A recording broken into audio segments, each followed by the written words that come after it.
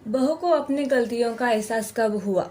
सुनील अपनी बीवी से कहता है, तुम्हें याद है ना, कल माँ और बाबूजी आ रहे हैं। कुछ दिन वो हमारे साथ ही रहेंगे। तुम जरा संभाल कर लेना।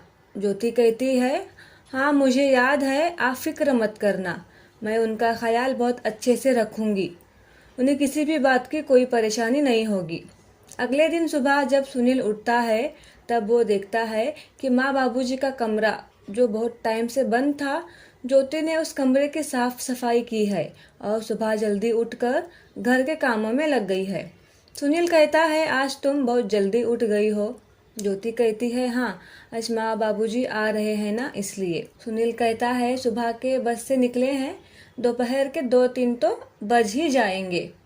इतना कह के सुनील ऑफिस के लिए तैयार होने लगता है। फिर ज्योति सुनील के लिए टिफिन बांध देती है और उसके लिए नाश्ता बनाने लगती है। सुनील तैयार होकर नाश्ते के लिए बैठ जाता है। सुनील कहता है, तुम अभी तक तैयार नहीं हुई? तुमने ऑफिस से छुट्टी ली है क्या? ज्योति कहती है, नहीं, मैं आज थोड़ा देर से जाऊंगी, तुम अकेले चले जाओ। सुनील कहता है, ठीक है, संभल कर जाना, मुझे देर हो रही है, मैं निकलता हूँ। और सुनील चला जाता है। ज्योति फिर घर के कामों में लग जाती है। मेरे मन में अजीब सी बेचैनी हो रही है।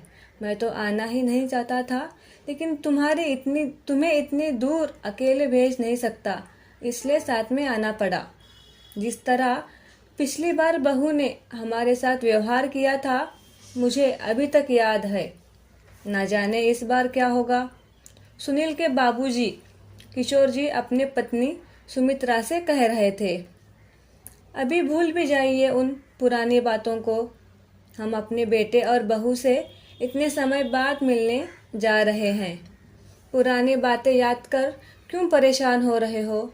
थोड़ी बहुत गलती तो हमारी भी थी, हमने कुछ ज़्यादा ही उम्मीद लगाई थी। वक्त के साथ सब बदल जाता है और इंसान गलतियों से ही सीखता है।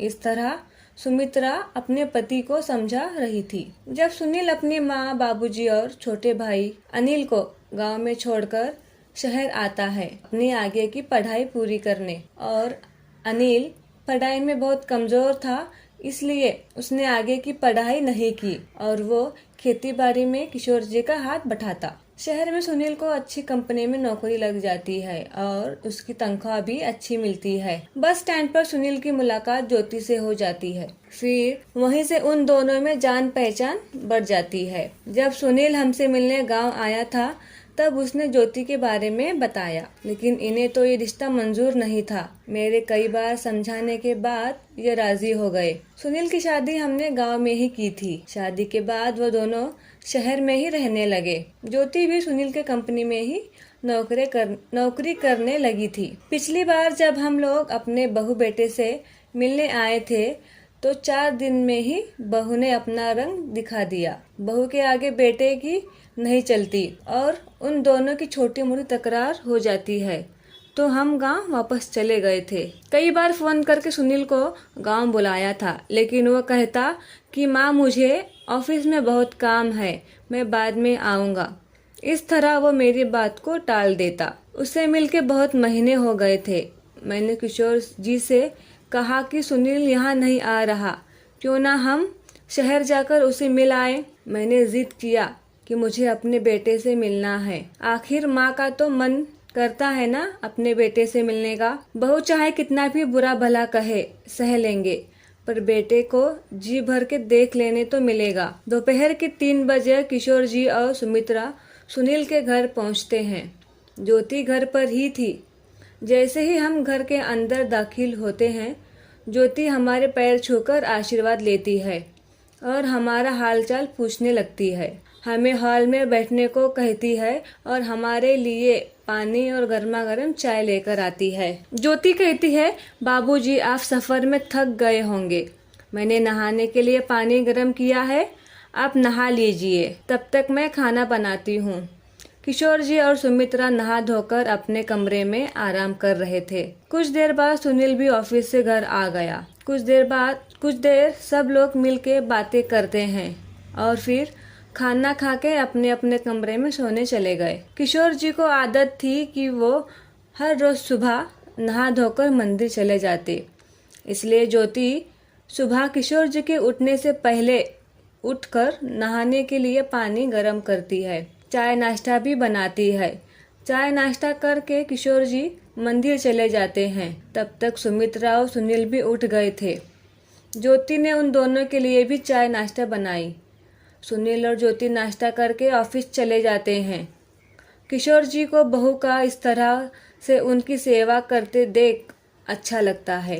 दोपहर के खाने की तैयारी बहू ने की थी। सुमित्रा ने अपने और किशोर जी के लिए 4 रोटियां बनाई और खा ली। शाम को सुनील और ज्योति ऑफिस से आते ही ज्योति किचन में जाकर सबके लिए चाय बनाकर लाती है। चाय पीकर हो गया था।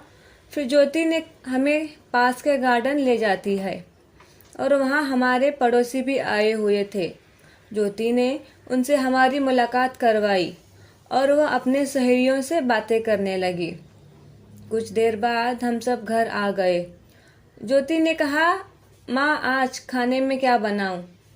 सुमित्रा कहती है, तुम्हें जो ठीक लगे वो बनाओ बहू, हम खा लेंगे। ज्योति किचन में जाकर रात का खाना बनाने लगती है। खाना बनाने के बाद बहू हमें खाने को बुलाती है। जब बहू खाना परोसती है तो किशोर जी बहुत खुश हो जाते हैं, क्योंकि ज्योति ने आज का सारा खाना बाबूजी के पसंद का बनाया था। अगला दिन रविवार का था। सुनील ने कहा, माँ बाबूजी आज हम सब लोग घूम आते हैं। और हम सब लोग चिड़ियाघर देखने पहुंच गए। फिर हमें पता चला कि बाहर घूमने का प्रोग्राम ज्योति ने बनाया, तो बाबूजी बहुत हैरान हो गए। हम लोग दिन भर घूमे और रात का खाना भी हमने बाहर ही खा लिया था। घर आकर सो गए। इस तरह बहू ने हमारा ख्याल रखा। हमें तो पता भी नहीं चला कि किस तरह 15 दिन बीत गए। फिर गांव से अनिल का फ़ोन आया कि उसकी तबीयत बहुत ख़राब हो गई है। इस कारण हमें अगले दिन सुबह गांव जाने का तय किया। रात को बहू कमरे में आकर कहने लगी, माँ बाबूजी, जब से आप लोग यहाँ पर आए हैं, क्या आपको कभी ऐसा लगा कि मैंने आपकी कोई भी बात ना मानी हो? कभी मेरी वजह से आपका दिल दुखा है? ज्योति रोते हुए बाबूजी से पूछती है। किशोर जी कहते हैं कि नहीं बेटी, तुमने तो इस बार हमारा बहुत अच्छे से ख्याल रखा और हमें बहुत इज्जत दी, और तुमने तो इस बार हमारा मन भी जीत लिया है। लेकिन इस बार तुम बहुत बदल गई हो। इसका कारण क्या है? ज्योति कहती है, बाबूजी, मेरे मायके की परिस्थिति इतनी अच्छी नहीं है। इस बार जब मैं अपने मायके रहने गई थी, तब मैंने अपने माँ पापा को एक एक चीज़ के लिए तरसते हुए देखा। मेरे भाई के शादी को कुछ ही महीने हो गए हैं। मेरी भाभी मेरे पापा और माँ को इज्जत नहीं करती। मेरी भाभी मेरे माँ पापा की इज्जत नहीं करती और उन्हें बुरा भला कहती है। उनके साथ बहुत गलत व्यवहार करती है, उन्हें ताना भी मारती है, और मेरे भाभी के आगे भाई तो कुछ कह नहीं पाता। यह सब देख मुझे अपनी गलतियों का एहसास हुआ। जब पिछली बार आप लोग यहाँ आए थे, तब मैंने भी आपके साथ बहुत गलत व्यवहार किया था। मुझे लगा कि भगवान ने मेरे गलतियों की सज़ा उनको दी है। किसी ने सच ही कहा है कि जैसा बोओगे वैसा काटोगे। इसलिए मैंने अपने आप को बदल दिया, ये सोचकर कि कभी तो मेरी भाभी को भी अपनी गलतियों का एहसास होगा और वो मेरे माँ पापा के साथ अपना व्यवहार बदल देगी। मेरी माँ पापा भी सुख से रह पाएंगे। बहू की ये सारी बातें सुनकर मेरे भी आँख से आंसू आ गए। सुमित्रा ने ज्योति को गले से लगा लिया और कहा कि तुम परेशान मत हो बेटा, भगवान से मैं प्रार्थना करूंगी कि तुम्हारी भाभी को भी अपनी गलतियों का एहसास हो जाएगा और वो भी संभल जाएगी। इस तरह ज्योति को अपनी गलतियों का एहसास हो जाता है। दोस्तों, अगर मेरी कहानी पसंद आए तो लाइक करना। मुझे सपोर्ट करने के लिए प्लीज़ मेरे चैनल को सब्सक्राइब करें।